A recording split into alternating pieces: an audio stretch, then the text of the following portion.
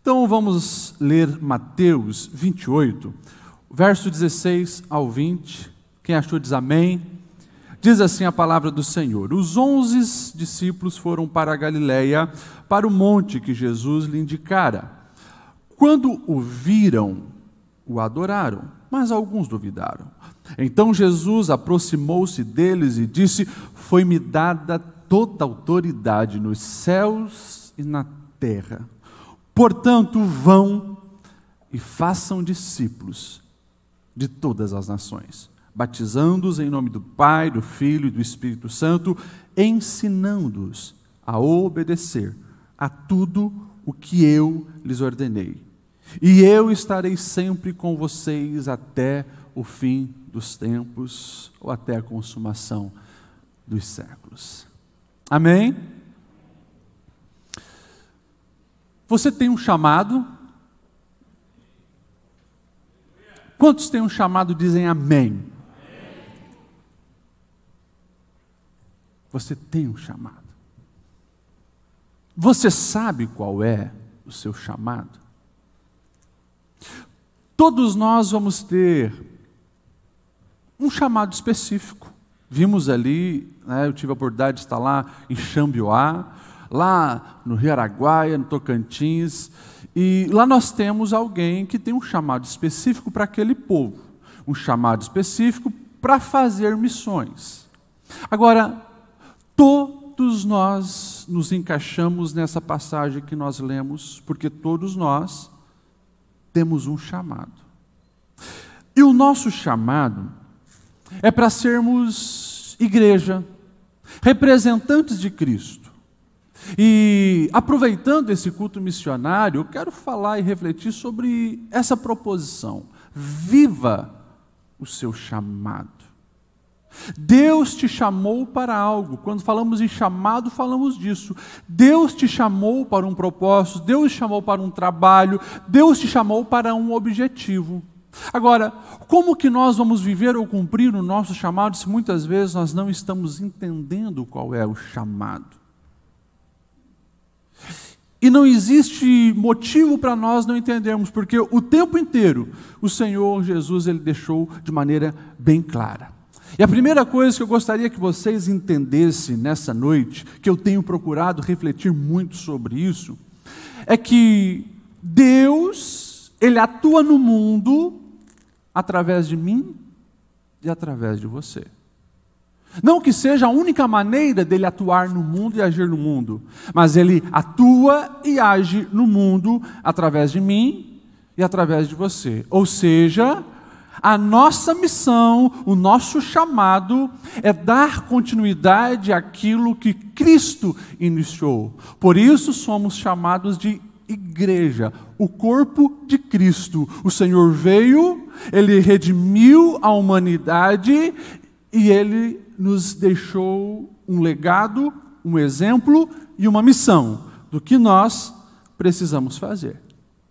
É um grande desafio dar continuidade ao que o Senhor Jesus iniciou? Sim, mas também é um grande privilégio, porque não existe nada na sua jornada de vida e na minha jornada de vida que pode ser mais satisfatório do que nós estarmos envolvidos no chamado de Cristo, porque é algo que vai muito além das coisas terrenas, é algo de valor eterno.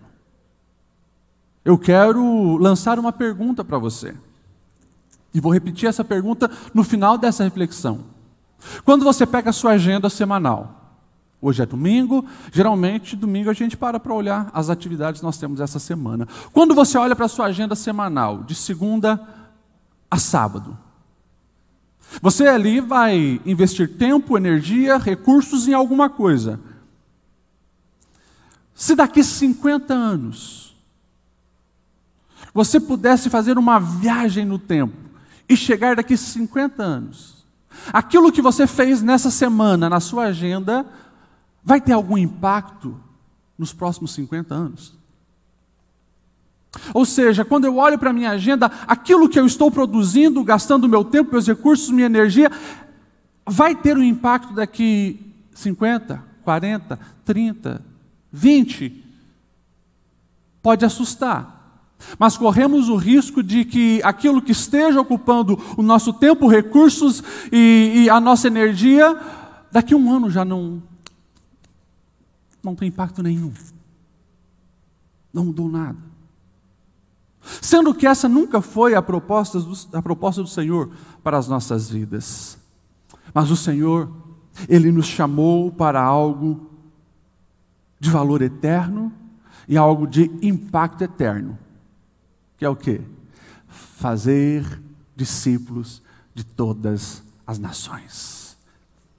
E entendendo que esse é o nosso chamado, fazer discípulo, porque eu me torno um discipulador, eu faço discípulos a partir do momento que eu entendo que eu sou um discípulo, ou seja, a minha vida com Deus, a minha maneira de entender o Evangelho, viver o Evangelho, vai também determinar o meu chamado. Mas a partir do momento que eu entendo isso, um monte de achismo cai por terra. Um monte de distorção cai por terra. Porque isso é algo tão vital para a igreja, que também é algo de intenso ataque do nosso adversário. O nosso adversário, ele tenta confundir a igreja sobre o seu chamado, sobre o que é evangelização, sobre o que é missão ou a grande comissão. Durante muito tempo, que ainda hoje tem pessoas que acham que evangelizar é quando eu então vou para uma praça, eu pego alguns folhetos evangelísticos e entrego para as pessoas que vão passando e falo: Jesus te ama, Jesus te ama, Jesus te ama. Não é só isso. Tem a sua importância? Tem sua importância. Algumas pessoas já foram alcançadas por um simples folheto e um Jesus te ama. Mas vai muito além disso. Também vai muito além de colocar uma frase de Jesus ou um versículo nas minhas redes sociais. Alguém vai ler e pode ser abençoado com aquilo? Pode. Mas o chamado de Deus para nós vai muito além disso. O texto é bem claro. Ide por todo o mundo. Ou seja, não quer dizer que uma pessoa ela vai rodar um mundo. Não. Porque o texto diz assim: ide por todo mundo, fazei discípulos. Aqui está uma chave que nós precisamos entender. Fazei discípulos. Eu faço discípulo em 1 segundo entregando um folheto? Discípulo se forma através de vida, relacionamento, caminhar junto. Por isso eu escolhi essa imagem, né, do seriado The Chosen. Quem não viu ainda, eu recomendo que assista. Baixa no teu celular ou no teu computador, é de graça, vale muito a pena. Aqui tem a representação, não sei qual é o nome dos autores, né, de Jesus e Pedro. Jesus escolhe 12. E por 3 anos, pelo menos, Jesus caminha com eles, ensinando, mostrando a verdade, mostrando o propósito da vida, tirando as confusões da mente, despertando uma espiritualidade autêntica, e esses homens transformaram o mundo, receberam, entenderam o chamado, e o próprio Jesus ele disse: olha, o Pai me enviou, e eu envio a vós. E nós estamos nesse pacote, porque também fomos chamados para ser discípulos e para ser discipuladores, para fazer discípulos. E nós precisamos desmistificar, porque se é um chamado para todos nós, vamos não apenas estar falando de Jesus, mas vivendo esse chamado na vida, através de relacionamento. O que é mais fácil? É muito mais fácil. É muito mais fácil eu preparar um sermão, vir aqui, preparar essa igreja para receber 1000 pessoas, em 50 minutos eu prego um sermão, e vou com a mente aliviada, minha consciência aliviada, porque eu fiz a minha parte, amém. Ou eu gravo um vídeo, alcança milhares de pessoas na internet, eu posso achar que fiz a minha parte, amém. Mas viver o Evangelho e viver o chamado vai muito além disso. Porque aqui é fácil. Vocês vêm, sentam, ouvem, eu acho que cumpri meu papel e vocês vão. Mas o chamado para fazer discípulo é caminhar junto. E quando eu caminho com gente, eu caminho com pessoas que têm problemas, que têm os seus dias de chatice, de aborrecimento, de complicação. O viver no dia a dia, daí que é complicado. E o exemplo maior é Jesus. Jesus, o Deus encarnado, ele vem e ele escolhe só gente boa. Eu fico pensando, né? Jesus, ele era Deus, ele conhecia todos aqueles homens, um por um. Tenho certeza que eu e você não teríamos feito as escolhas de Jesus. Tem um autor que ele fez uma comparação se Jesus estivesse nos nossos dias e fosse empreender um negócio. E daí Jesus manda então a listagem para o RH, para que ele receba um feedback então. E quando ele vai abrir o seu e-mail, Jesus ele começa a ler o e-mail, e o e-mail diz assim: caro Senhor, obrigado por nos enviar o currículo de todos os escolhidos para o projeto. Depois de uma minuciosa bateria de testes, onde cada um deles teve uma entrevista com os nossos psicólogos, é comprovado que a maioria dos candidatos não estão preparados. Precisam de mais formação e educação para o tipo de negócio que o senhor está abrindo. Eles não têm conceito de equipe e recomendamos que procure pessoas com mais experiência. Esse Pedro, ele é emocionalmente instável e com ataques de temperamento. O André, ele não tem qualidade de liderança. O Tiago e o João, eles colocam o interesse pessoal acima da lealdade da empresa. O Tomé tem um posicionamento de questionamento e compromete a moral da nossa equipe. Esse Mateus, ele era cobrador de impostos e foi colocado na lista negra do melhor escritório de negócios aqui de Jerusalém. Apenas um dos candidatos demonstra grande potencial. Tem habilidade, tem contato com pessoas de alta posição e nível de ambição necessário para o crescimento do seu negócio. É o Judas. Na verdade, nenhum de nós teríamos escolhido esses 12.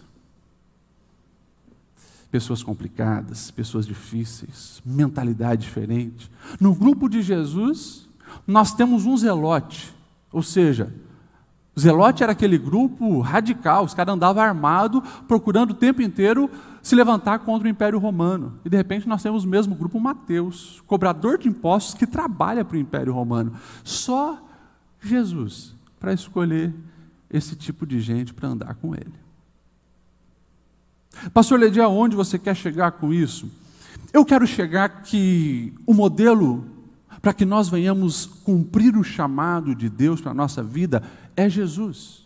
E por mais que Jesus tinha 70, mas dos 70 ele afunilou para 12, e nós sabemos que até do 12 ele tinha 3 que andavam mais junto. Por quê?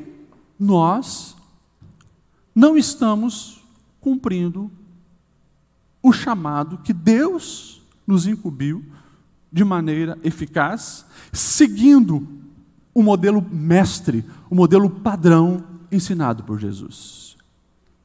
É muito importante, sim, nós enviarmos missionários para os outros lados do Brasil e outros lados do mundo. Que bom que eles têm esse chamado específico. Mas escute isso que eu vou lhe dizer.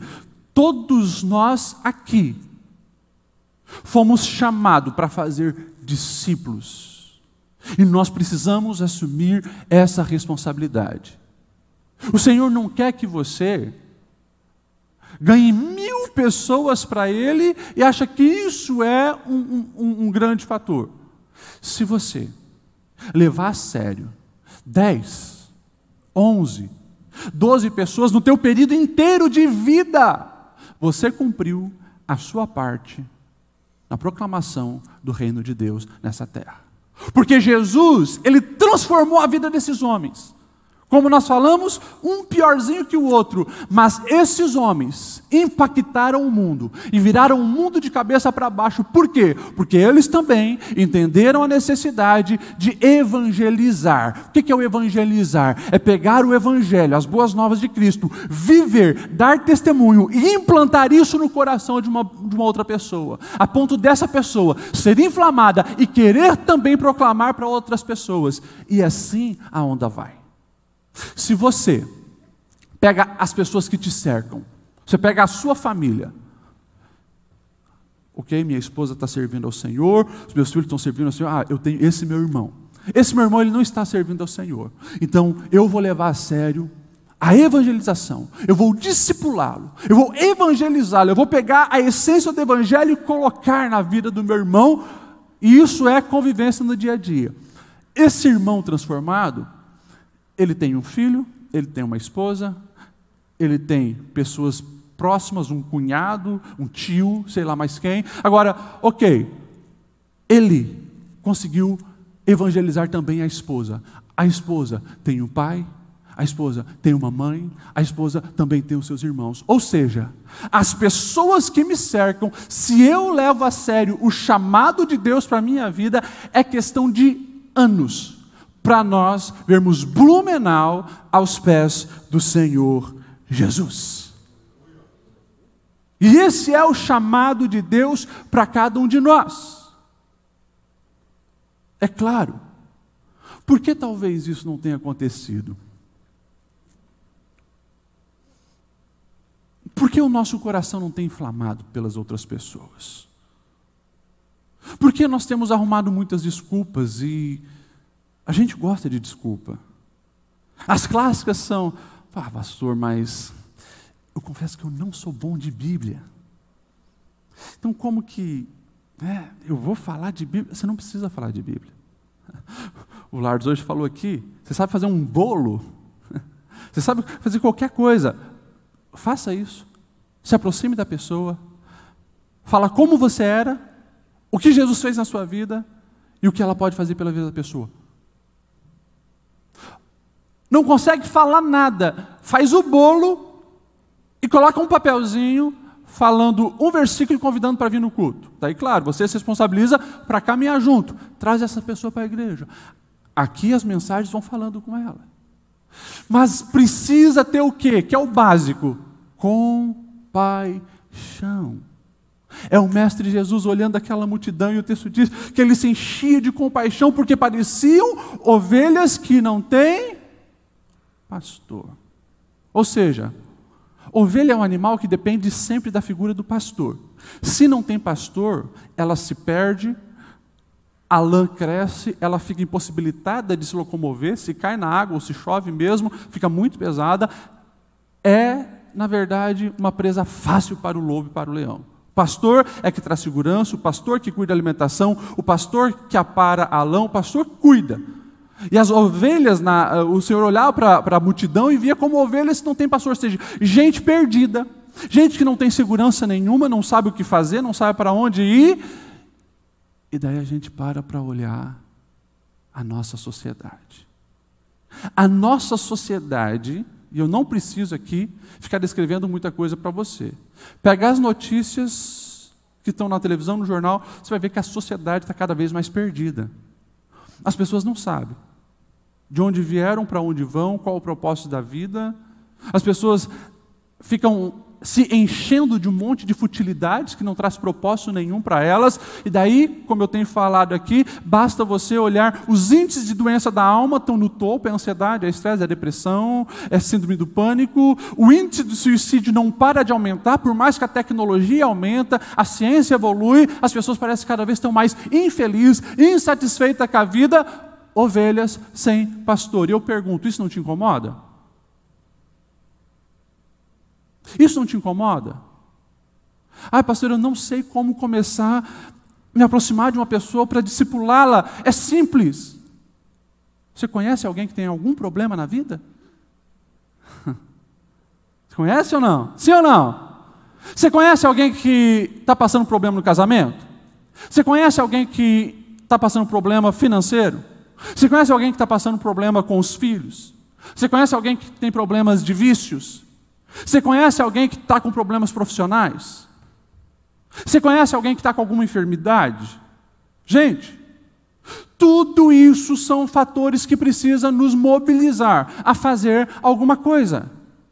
Agora, desculpa se você se assustar com o que eu vou falar, Mas se eu estou olhando as mazelas ao meu redor, estou vendo famílias se destruindo, gente presa nos vícios, estou vendo casamentos se deteriorando, eu estou vendo pessoas perdidas profissionalmente, gente que não tem um pão na mesa para comer, se eu estou vendo tudo isso, e isso não me incomoda, eu lamento te informar, você não é crente, você não é cristão.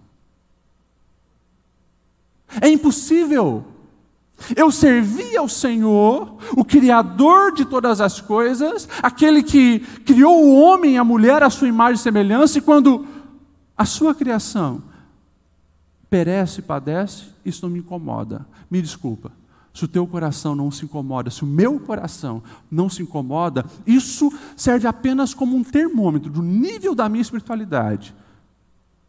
Está de 0 para baixo. É impossível.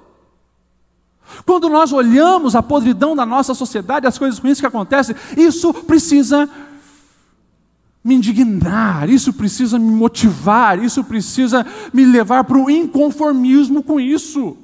Eu preciso fazer alguma coisa. E você não precisa ficar caçando problema. Você não precisa ficar parando as pessoas na rua e dizendo, me diga, tem algum problema porque eu sou crente, eu quero já ajudar. Não, você não precisa fazer isso.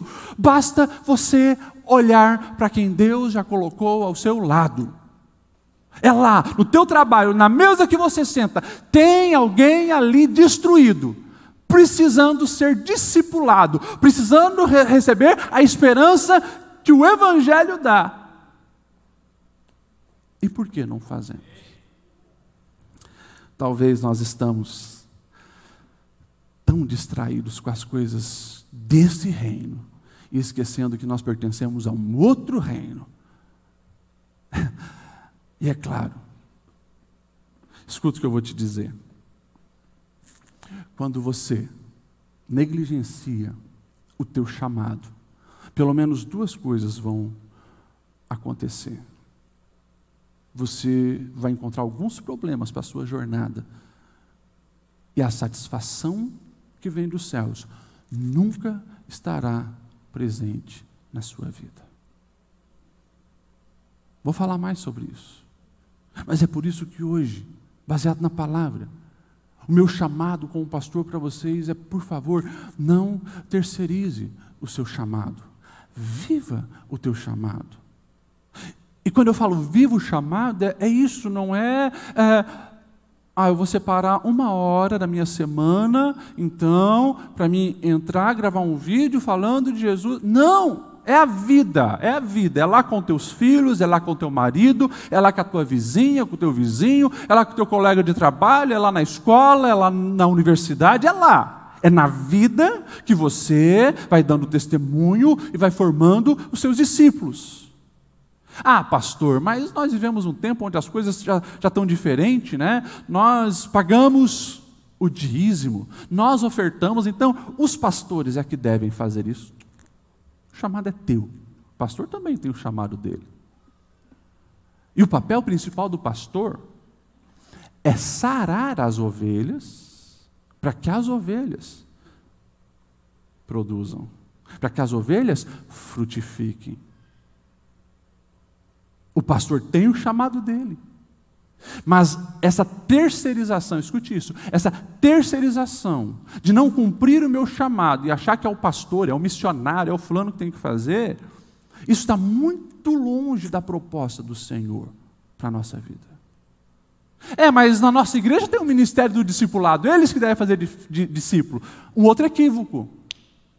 Temos um ministério de discipulado? Temos, graças a Deus que temos. Está aqui o pastor Alexandre, é o coordenador geral, a Glaucia aqui da sede, são uma bênção, vários discipuladores aqui. Agora, o ministério oficial do discipulado deveria ser alguém que organiza os eventos, alguém que produz material para facilitar, alguém que dá um suporte, alguém que promove capacitações para que nós venhamos melhorar no nosso discipular. Agora, todos nós precisamos assumir o nosso chamado, que é fazer discípulos.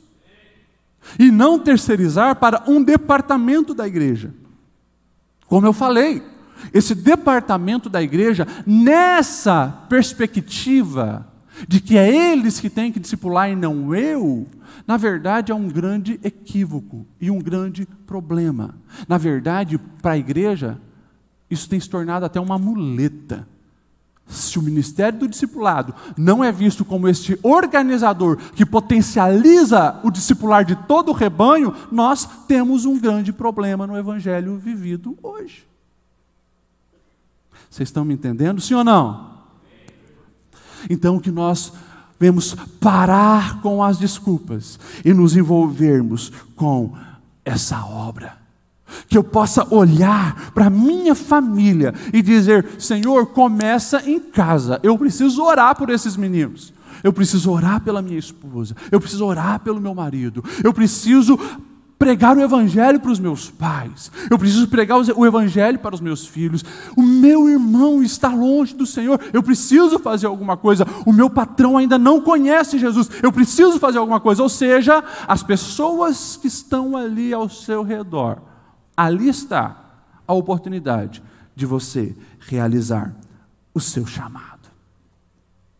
E se nós fugirmos disso, sermos um Jonas, você já leu a história de Jonas? A história de Jonas, ela chega até nós, não para relatar a respeito de uma historinha que as crianças amam porque aparece um peixe e engole o profeta, amém, glória a Deus, não.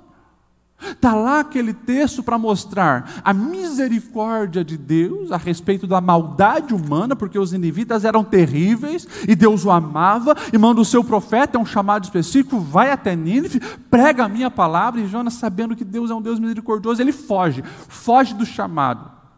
Já parou para pensar as consequências dessa fuga do chamado? Primeira coisa, ele entra num barco. E logo depois vem uma tempestade. Você já observou sobre essa tempestade? Quem que manda essa tempestade? Deus. Espera aí. Deus manda uma tempestade que está assolando o navio e vai afundar aquele navio. O povo fica apavorado e sempre, escute isso, sempre quando a fuga do chamado, as pessoas que se associaram com o fugitivo são impactadas e influenciadas pela decisão dele. As pessoas ficam apavoradas, o medo toma conta da embarcação, e daqui a pouco a gente vai ter que se desfazer daquilo que nós temos. Eles pegam as mercadorias, coisas caras, e começam a jogar os produtos, as colheitas, e vai tudo embora. Ou seja, trabalhar de anos é desperdiçado, inclusive financeiramente, quando se foge do chamado. Pessoas fogem do chamado e muitas vezes a família é toda impactada. As pessoas que estão perto são impactadas. A história de Jonas mostra isso. Até que Jonas diz: o problema sou eu. Já jogaram tudo fora, já perderam todos os bens, o problema sou eu. Me joga no mar e joga. E daí é no fundo do mar, vem o peixe, e daí que o profeta começa a orar. Porque ele no barco, chamaram ele para orar, ele não estava orando, estava dormindo. Daí ele começa a orar. Daí ele começa a entender o que Deus tinha para ele, o que Deus queria que ele fizesse. E daí agora ele é jogado na praia e ele tem que caminhar quilômetros até a cidade de Nínive, para então agora exercer o chamado. Seria muito mais fácil se ele não fugisse, mas ele resolveu fugir. E os problemas vieram. Escute isso. Se nós somos igrejas e temos um chamado, quando nós fugimos desse chamado, automaticamente eu estou me tornando um imã de problemas. E as minhas energias, os meus recursos, acabam sendo desperdiçados. E daí qual é o pior? O pior é que a vida começa a perder o sentido, a beleza, porque quando eu não cumpro a minha missão, o meu chamado, eu perco também a bênção da plenitude da vida que só Deus pode nos dar. É por isso que o Mestre Jesus, o Filho de Deus, veio, se encarnou, nos ensinou a viver, e ele deixou algo muito claro que todos nós já memorizamos o versículo. Buscai, em primeiro lugar, o reino de Deus, a sua justiça, as demais coisas vos serão acrescentados. Buscai primeiro o reino, buscai primeiro o reino, buscai primeiro o reino. A proposta do mundo é outra. A proposta do mundo é: buscai primeiro o prazer, buscai primeiro o dinheiro, buscai primeiro o ego, o egoísmo, aquilo que vai te satisfazer. Que se dane os outros. É a pregação do mundo. Cuida de você, viva você, esqueça os outros. E a proposta de Jesus: viva para os outros. Não seja egoísta, seja altruísta. Buscai primeiro o reino de Deus. Só que nos nossos dias, a lente do mundo, a visão do mundo, tem se impregnado de uma maneira tão terrível na igreja, que vivemos uma geração de crente frustrado, insatisfeito, sem alegria de viver. Gente que era para estar cheio de Deus, vivendo a pureza, a autenticidade do Evangelho e sendo luz, esperança para as outras pessoas, na verdade, nós estamos doentes. E o simples fato é: queremos viver a maneira do mundo, mas desfrutar das promessas de Deus. Isso nunca vai acontecer. Se você quer viver as promessas de Deus, viva o padrão de Deus. E o padrão de Deus é buscar primeiro o reino de Deus. Pastor Lediel quer dizer que então eu preciso estar todo dia na igreja? Não! Venha para se revestir, venha para se ajustar de acordo com a palavra, venha para viver em comunhão, ser lapidado na comunhão, mas viva o Evangelho todos os dias. Busque o reino de Deus todos os dias. E o que é o reino de Deus? Jesus já declarou: ame a Deus acima de todas as coisas e o teu próximo como a ti mesmo. Ou seja, receba esse amor de Deus e ame pessoas, ame pessoas, ame pessoas, ajude pessoas, lapide pessoas, cuide dos seus filhos, cuide do seu casamento, abençoe os seus parentes, abençoe os seus vizinhos, cuida de quem está ao lado de você na empresa, socorra, estenda a mão, faça o bem, ore, interceda, repreenda o mal. É isso é reino de Deus. E quando você faz isso, você vai encontrar a plenitude e a satisfação da vida. Meus irmãos, a palavra é clara e o chamado é claro. Aquele que nos chamou nos ama e Ele sabe o que faz sentido e o que vai gerar em nós a satisfação da vida. Mas se nós não obedecermos, não existe jeitinho. Não existe meios para tentar contornar a situação. Porque no mundo físico, no mundo da nossa realidade do dia a dia, você ainda consegue enganar pessoas e dar um jeitinho. Agora, de Deus não se zomba. Não adianta eu querer dizer que vivo uma espiritualidade pulsante, mas se isso não é autêntico, o mundo espiritual não acredita nas minhas mentiras vividas. O mundo espiritual não acredita naquilo que você parece ser nessas quatro paredes. Demônios não respeitam terno, gravata, biblão ou cabelão. Demônios, eles temem e tremem quando alguém é representante dos céus na terra. Daí sim, os demônios temem e tremem, tem que se bater em retirada. E que você seja essa pessoa, alguém que viva o chamado real e intenso. E eu falo mais. Nós só conseguiremos viver e cumprir o nosso chamado quando nós temos essa convicção de quem nós somos em Deus, o que é ser igreja. E aí, a gente olha o que o Senhor disse: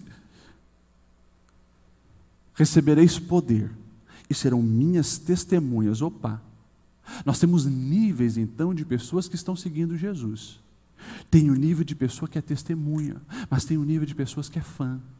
O texto que nós lemos aqui lá em Mateus 28 diz que quando Jesus apareceu ressurreto, olha só, alguns que estavam lá para seguir Jesus duvidaram, mas outros acreditaram que Jesus havia ressuscitado. Tem muito tipo de pessoa que segue Jesus. No Brasil, 40% já da população, segundo o IBGE, é evangélico. Mas isso, faz diferença nenhuma. Por quê? Porque nós temos muito fã.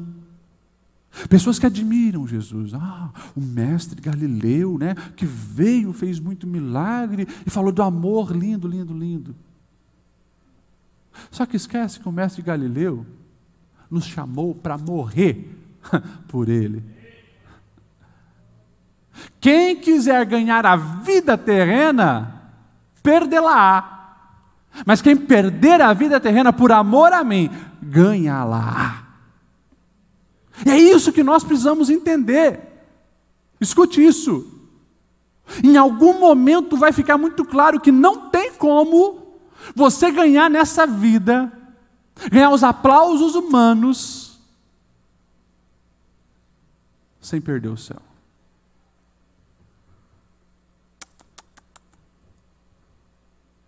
Se você desejar ganhar os céus e viver de acordo com os princípios do reino, vai chegar um momento onde você vai ser escrachado, porque o mundo não vai entender. Como assim? Você vai perdoar? Você vai amar desse jeito depois que fizeram com você? Como assim você vai estender a mão? Como assim você vai ser generoso dessa maneira? Como assim? O mundo não vai entender. Porque a mentalidade deles é limitada, é terrena. Talvez alguns, quando estão lá no fim da vida, eles percebem que construíram seu castelo na areia. Toda a fama que conseguiram, todo o dinheiro que guardaram, todos os diplomas na parede, não serviram para nada. Na verdade, o que ele olha para trás, ele consegue enxergar, sabe o que é? É os filhos e os netos se degladiando para ver quem vai ficar com o bem. Nada de valor eterno.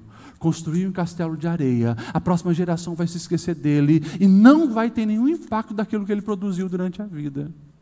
É por isso que o Evangelho fala disso. O chamado de Deus para nós fala, é para a vida eterna, porque o que você faz para uma pessoa, quando você a transforma, quando você gera a esperança do Evangelho no coração, ela vai dar frutos de transformação nessa vida, mas ela garante a entrada no reino dos céus. Isso é o que vale a pena, e isso precisa chamar a nossa atenção. Isso precisa ser o que atrai o nosso desenvolvimento pessoal, os nossos recursos financeiros, os nossos recursos intelectuais, toda a nossa energia. Precisa estar concentrada em cumprir o nosso chamado, porque nós só temos essa vida para levar pessoas para uma eternidade. Na eternidade eu vou poder desfrutar para todo sempre da alegria de ver as pessoas que eu consegui levar, mas eu só tenho nessa vida para fazer isso. Você só tem essa vida para levar os teus filhos ao Senhor. Você só tem essa vida para levar o seu cônjuge ao Senhor. Você só tem essa vida para impactar as pessoas que estão ao seu redor com o Evangelho. Você só tem essa vida. E por mais que pareça que temos muitos anos, está aí uma pandemia mostrando que é jovem, é velho, não tem idade, não tem graduação, não tem conta bancária que garanta o nosso dia de amanhã. Portanto, é hoje que nós precisamos cumprir o nosso chamado. E aí, a vida se torna boa de se viver para cada um de nós. Amém ou não amém? O encontro com Cristo, ele me tira da zona de conforto e ele me leva a falar de Jesus. Quando nós olhamos para a Bíblia, nós vamos ver como isso faz sentido. Porque está lá uma mulher em Samaria fugindo, se escondendo de todo mundo, porque era considerada piriguete de Samaria, não queria ver ninguém. E ela vai buscar água no poço meio-dia, quando ninguém vai buscar água no poço, porque o sol está de matar. Trazer uma água naquele calor, naquele sol, meio-dia, é louca. Todo mundo vai 6 da manhã, 5:30 da manhã, no máximo 7 da manhã. E ela está lá, não queria encontrar com ninguém. Mas ela encontra com Jesus. Na verdade, Jesus encontra ela. Jesus está lá no poço esperando só para tratar com ela. Interessante. Ela é uma neófita, no sentido de entender a espiritualidade que Jesus vai comunicar ao coração dela. Ela quer brigar por questões religiosas. Onde que é o lugar certo da adoração? Nós adoramos aqui no Monte Gerizim, vocês é lá no templo, tal. E ela é restaurada pelo Senhor. O Senhor fala da vida dela, e quando ela percebe que não está diante de nenhum homem, olha só, a primeira reação de alguém que recebeu só o início da fagulha do evangelho da esperança eterna. A mulher que queria se esconder, ela entra gritando em Samaria, dizendo: venham ver quem eu encontrei aquele que é o Messias. Um pouquinho do evangelho mudou o comportamento daquela mulher. E a gente tem um homem endemoniado, conhecido como Gadareno, porque é na região de Gadara, possesso por demônios, vivia entre os túmulos, ninguém conseguia prender aquele cara. Jesus vem, liberta. Um pouquinho do evangelho. Aquele homem diz: Jesus, deixa eu ir contigo. Eu quero fazer isso que os discípulos fazem, viver isso. Jesus olha para ele e diz: você vai viver, mas volta para a tua casa e faz alguma coisa. E o texto diz assim, que ele vai para Decápolis. Sabe o que é Decápolis? Não é o nome de uma cidade. Deca significa 10, eram 10 cidades. E por onde esse homem passa naquelas 10 cidades, ele fala: olha, eu estava endemoniado, ninguém podia comigo no sentido de se aproximar. Veio um tal de Jesus, me libertou. Ele é o Messias, Ele é o Salvador, Ele muda vidas, Ele muda história. Quantos cursos de teologia esse cara fez? Quantas vezes ele leu a Bíblia? E ele fez. Qual é a nossa desculpa? Faz sentido a nossa desculpa, que estamos toda semana aqui ouvindo a palavra? Faz sentido eu arrumar desculpa, sendo que no meu celular eu posso baixar 10 versões da Bíblia e conhecer de ponta a ponta todas as histórias de Jesus? Faz sentido eu cruzar os braços e não fazer nada? Não faz sentido. Isso serve apenas, sabe o quê? Como uma luz de alerta. Se o meu coração não está ardendo para viver o meu chamado, a luz de alerta da minha vida espiritual está disparando. Acorda, desperta, se converta, muda de vida, se aproxima de Jesus, busque a face dele, porque é impossível receber um pouco sequer da fragrância desse perfume de Jesus e não querer viver isso todos os dias. Viva o teu chamado.